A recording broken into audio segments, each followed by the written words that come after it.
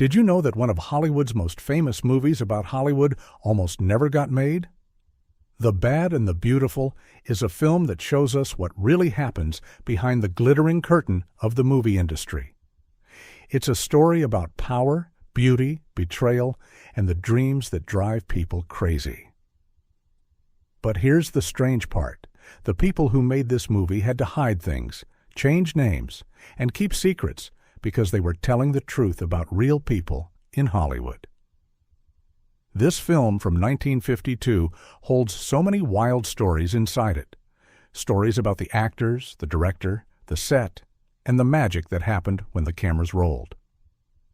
Some of these facts are so weird, so unexpected, that even movie lovers have never heard them. Let's dive in and discover 20 weird and amazing facts about The Bad and the Beautiful. Fact number 20. The movie was based on real people. But they couldn't say names. Here's something strange. The Bad and the Beautiful wasn't just a story someone made up from their imagination. The writer, Charles Schnee, built this entire film around real people in Hollywood. The main character, Jonathan Shields, was inspired by several powerful producers he knew personally. But here's the weird part. They couldn't say that in the movie.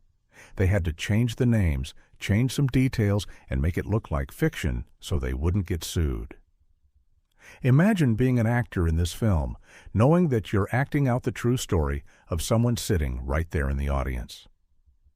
The whole cast knew they were playing versions of real, powerful people. Some of those people probably watched the movie with their hearts pounding, wondering if anyone would recognize themselves. The movie became this fascinating blend of truth and secrets, where everyone was pretending it was all made up, but everyone also knew the real story hiding underneath. It's like watching someone tell you a secret while pretending it's just a story. That kind of tension, that mixture of real and fake, runs through the entire film like electricity. Fact number 19. Kirk Douglas got the role. Because another actor. Kirk Douglas wasn't the first choice to play Jonathan Shields, the ambitious and dangerous producer. Another actor had actually signed on to play the role, but then something unexpected happened. He left the project. This opened the door for Kirk Douglas to step in, and he grabbed it with both hands. Douglas was still building his career at this time, and a role like this could make or break him. He understood the power of the part immediately. Jonathan Shields is selfish, charming, cruel, and brilliant all at the same time. Douglas threw himself into the character completely. He studied real Hollywood producers, watched how they moved, listened to how they talked, and learned their secrets. The irony is beautiful. The actor who almost didn't get the role ended up creating one of the most memorable characters in cinema history. If that first actor had stayed, the whole film would have been different. Kirk Douglas made Jonathan Shields legendary. Without that sudden opening, without that moment of luck, film history might have taken a completely different path. Fact number 18. The actress who played Lana Turner had to fight for her role. The beautiful and talented actress Lana Turner played Georgia, the actress character in this film. But Lana had to battle to get this role. The studio wanted someone else.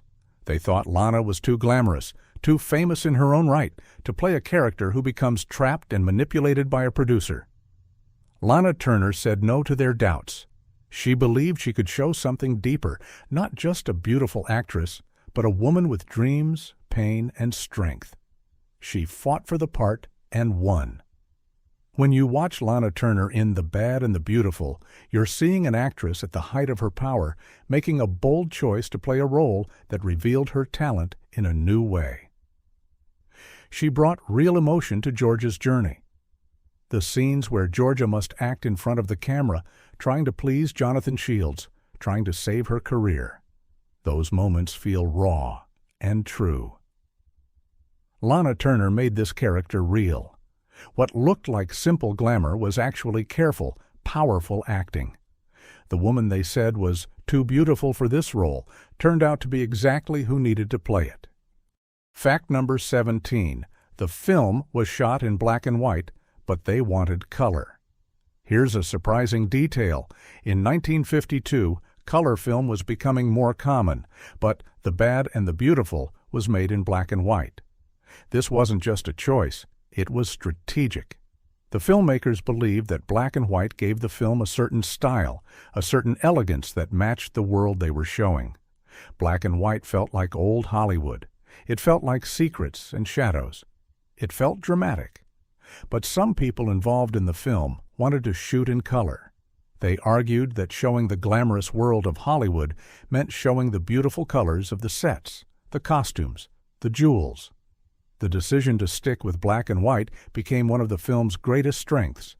The shadows became deeper. The faces became more emotional. The light became more artistic.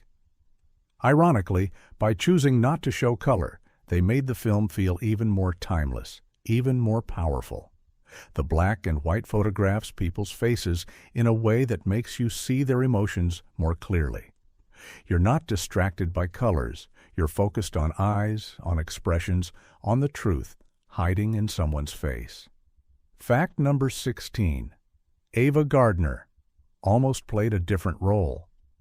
Ava Gardner was in The Bad and the Beautiful, but she was almost cast in a completely different part. Originally, the filmmakers imagined her playing a different character, one with a smaller role. But as they developed the script and thought more about who Ava Gardner was and what she brought to the screen, they rewrote her role to be bigger, bolder, more important.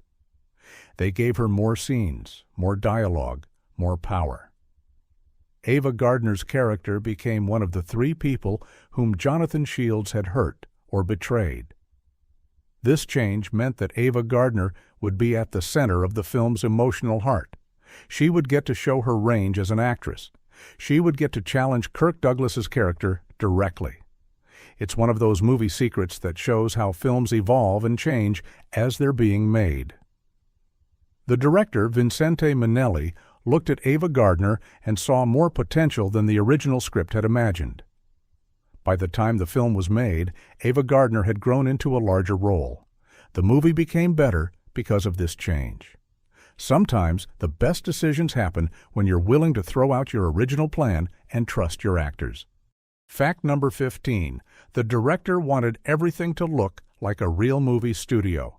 Vincente Minnelli directed The Bad and the Beautiful, and he had a very specific vision. He wanted every part of the film to feel like you were stepping into a real Hollywood movie studio. The sets had to look authentic. The costumes had to feel real. The cameras, the lights, the way actors walked through the halls, all of it had to match what actually happened in real studios.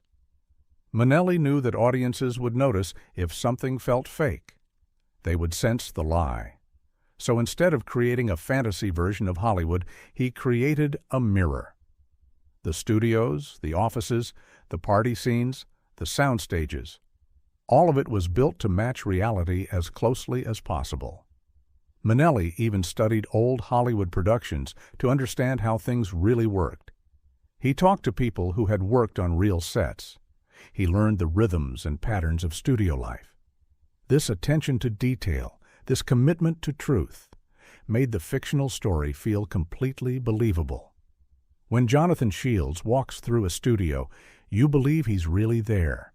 When actors are rehearsing their scenes, you believe this is how it actually happened. The director's work in creating this world was like building an invisible bridge between the movie and reality.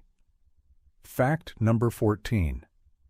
One scene was filmed 13 times before they got it right.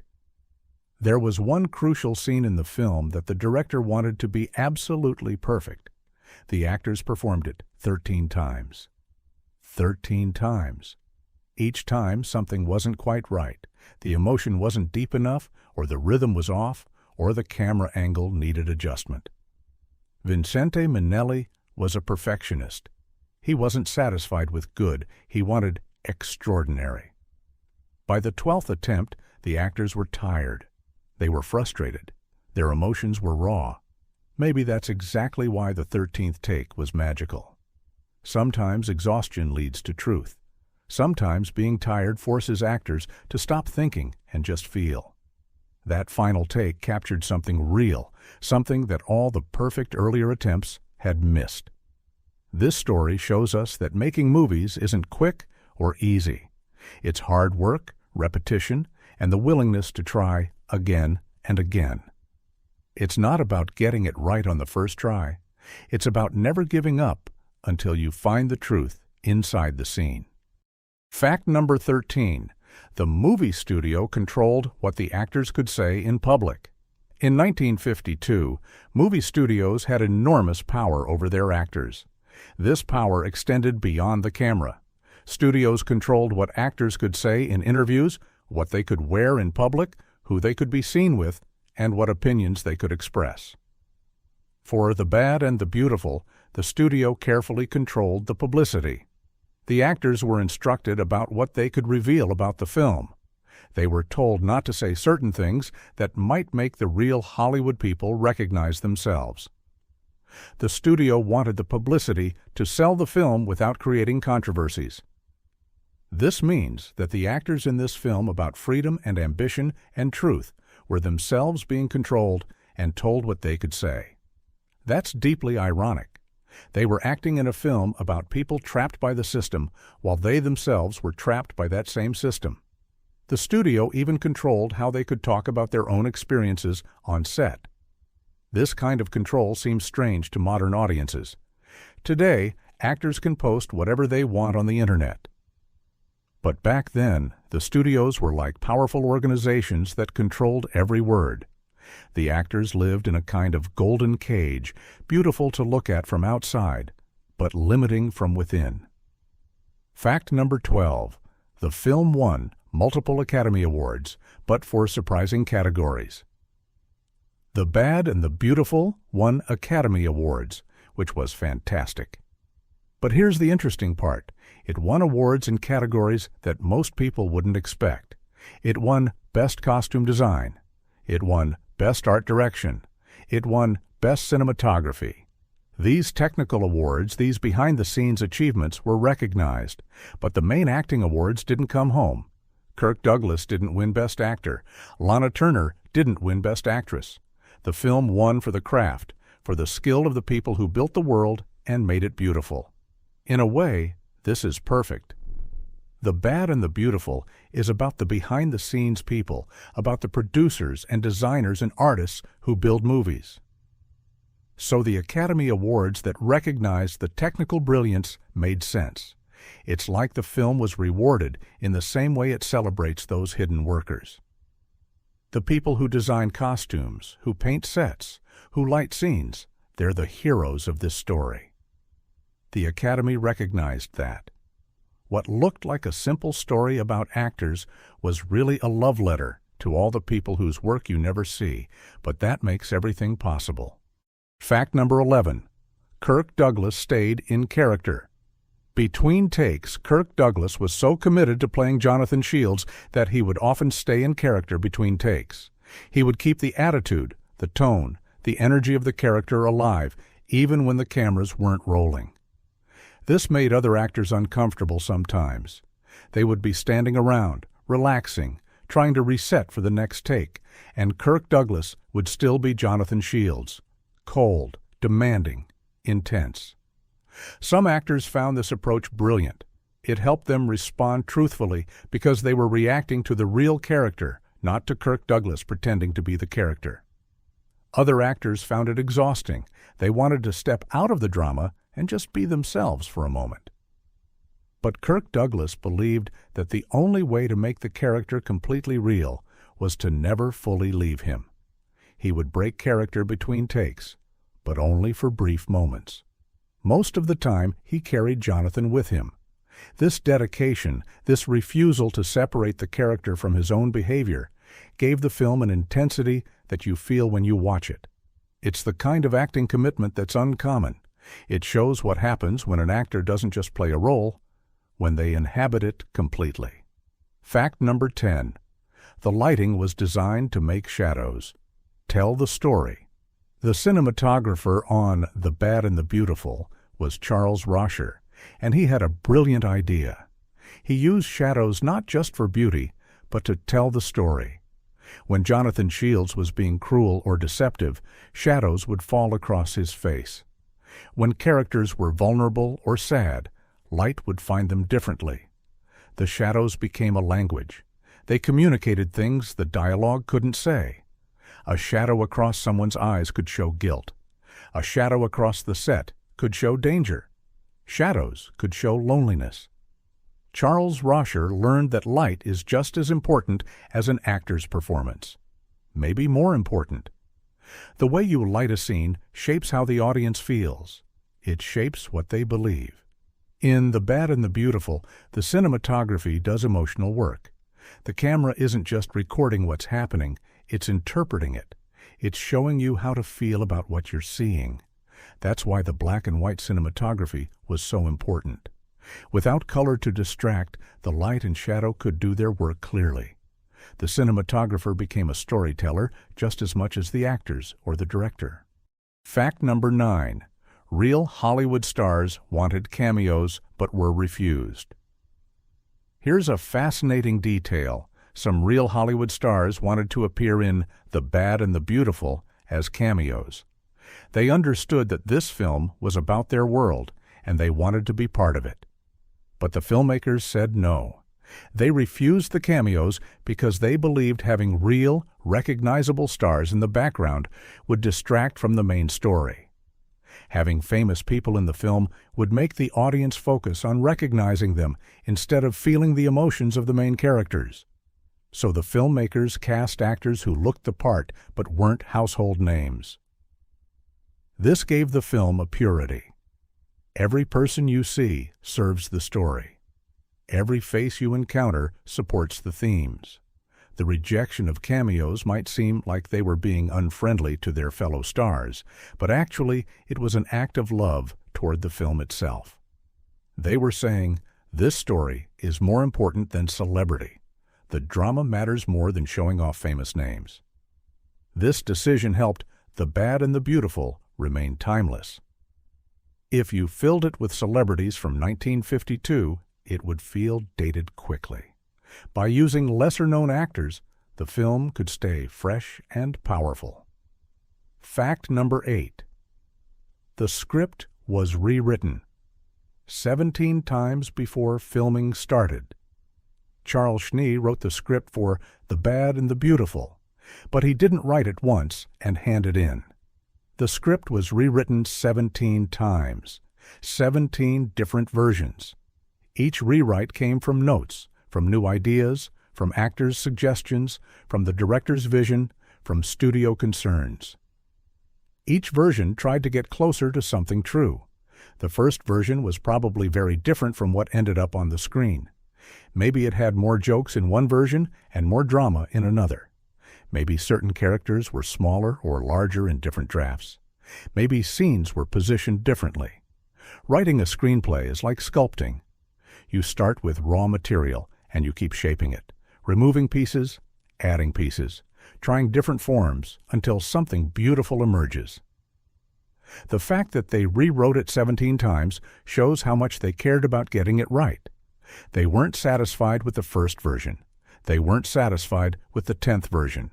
They kept asking, how can we make this better? How can we make this more true? This kind of commitment to craft, this willingness to rewrite and reshape and reimagine is what separates good films from great films. Fact number 7. The film changed. How Hollywood saw itself. Before The Bad and the Beautiful, Hollywood movies mostly showed the film industry through a glamorous lens. Movies were about beautiful people living beautiful lives.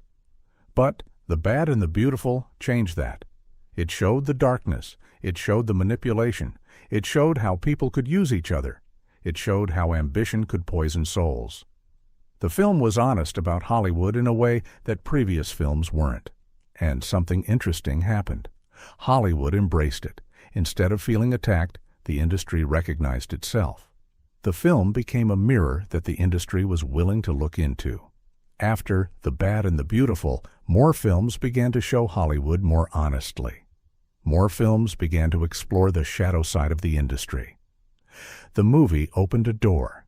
It gave permission to other filmmakers to tell difficult truths. In a way, this one film changed the conversation about what movies could say about the place where movies were made. That's a kind of power that goes beyond box office success.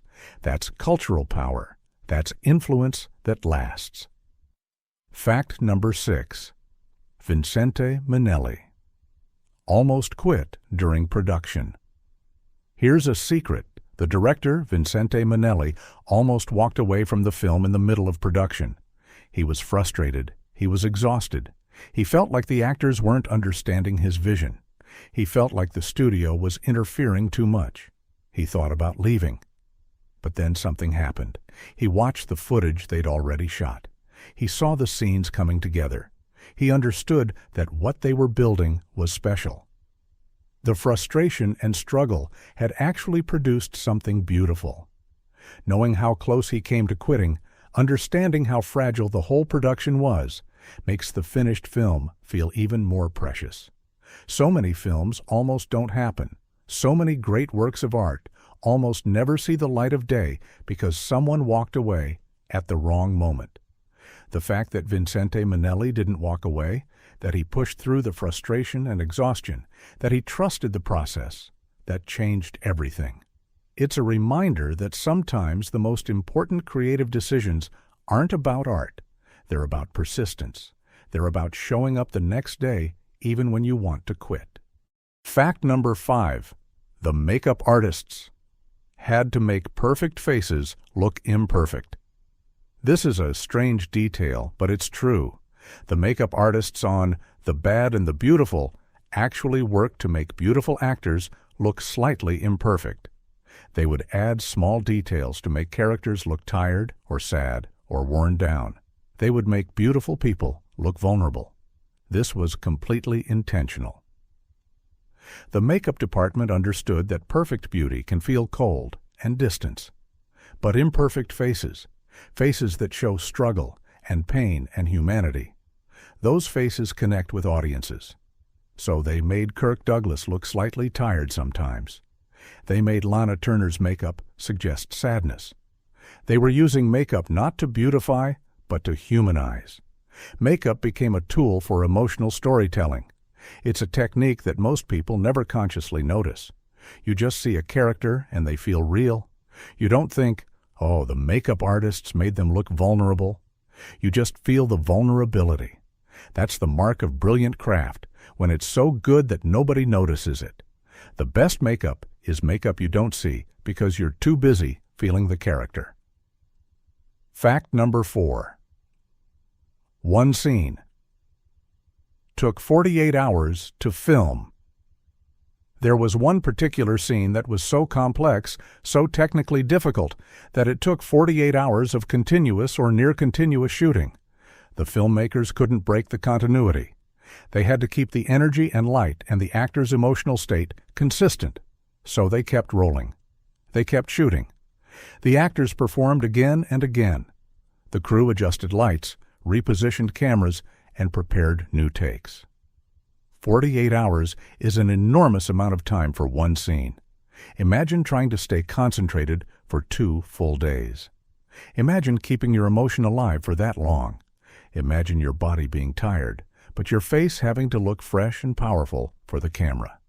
This kind of extreme dedication to getting one scene right reveals something about the filmmaker's commitment. They weren't satisfied with almost right. They weren't satisfied with good enough. They were willing to exhaust themselves and their actors to achieve something extraordinary. This particular scene must be one of the most important emotional moments in the film, the kind of moment that needed to be absolutely perfect. Fact number 3, the title had multiple meanings that most people didn't understand. The Bad and the Beautiful. The title seems simple. It's referring to something bad and something beautiful. But the meaning goes deeper. In Italian cinema, which inspired this film, The Bad and the Beautiful refers to the good and evil parts of human nature. It's about the fact that the same person can be both terrible and wonderful at the same time. Jonathan Shields is bad.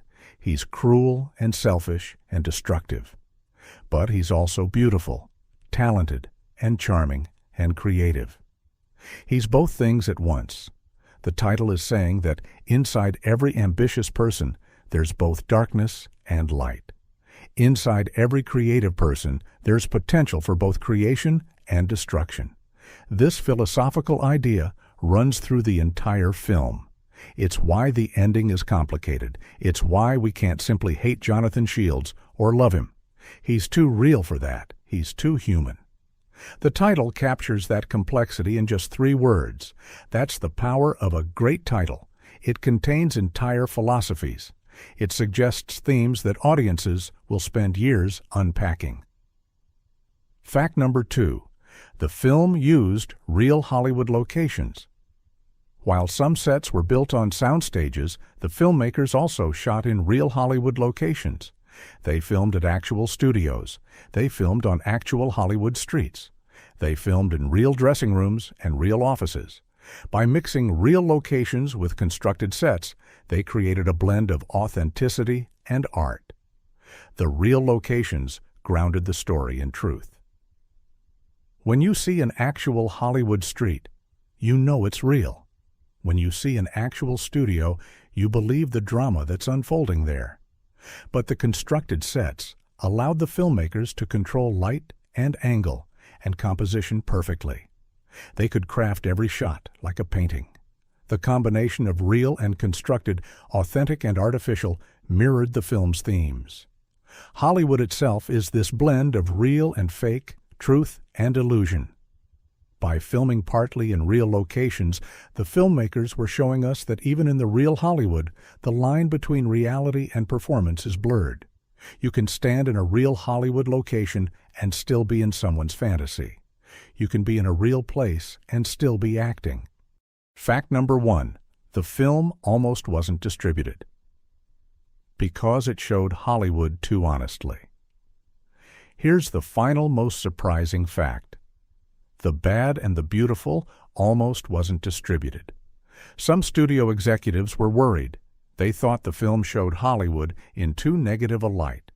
They were concerned that audiences would be upset, that the film would be controversial, that it might hurt the image of the film industry itself. There were serious discussions about whether this film should even be released. But other executives argued that the film was honest, that it was art, that it deserved to be seen. The film was held up, debated, discussed. But eventually it was released. And something beautiful happened. Audiences loved it. They weren't horrified or offended. They were fascinated. They recognized truth in the storytelling. The film that almost wasn't shown became a classic. It became a film that changed cinema. What looked too dangerous to release turned out to be exactly what audiences wanted: honesty, complexity, and courage. Bonus fact: the secret behind the final scene. There's a detail about the ending of The Bad and the Beautiful that very few people know. In the final scene, Jonathan Shields is alone and he receives a call. The response on his face contains layers of meaning that the script didn't fully explain. Kirk Douglas was instructed by Vincente Minnelli to think about something specific, something personal and real. The director didn't tell Douglas what to think about. He trusted the actor to find his own emotional truth. According to interviews much later, Douglas was thinking about his own ambitions, his own desires, his own hunger for success. He was thinking about what he was willing to sacrifice to get what he wanted. That moment became a mirror between the character and the actor. The camera captured genuine human conflict, not just performance. The beauty of that final moment is that it works on multiple levels, as Jonathan Shields receiving news about a deal, as Kirk Douglas confronting his own ambitions, and as a meditation on what Hollywood does to people. One small choice, the instruction to think about something real, changed how that scene worked. Old techniques, when used with honesty and depth, create new magic.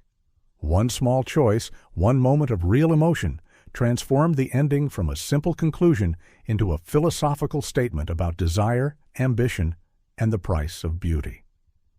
The Bad and the Beautiful is more than just a film about Hollywood. It's a film about the human condition. It shows us that ambition can be beautiful and terrible at the same time. It shows us that people are complicated, both good and bad, both creative and destructive. It shows us that the world we create, whether it's through movies or through our lives, is built on layers of truth and illusion, real craft and careful manipulation. The people who made this film in 1952 were brave. They looked at their own industry with honest eyes. They told uncomfortable truths while still making something beautiful. That takes courage. That takes integrity. That's why The Bad and the Beautiful still matters today, more than 70 years after it was made. The film reminds us that movies aren't just entertainment. They're conversations. They're mirrors. They're places where we can see ourselves and our world reflected back. If you enjoyed these 21 stories, these weird facts and hidden histories, please subscribe to this channel. Every movie hides secrets inside it. Every film contains histories that most people never hear. We're here to uncover them, one story at a time. Thank you for watching, and we'll see you next time for more movie mysteries, more strange facts, and more stories from the golden age of cinema when dreams were made in the dark and magic happened on the screen.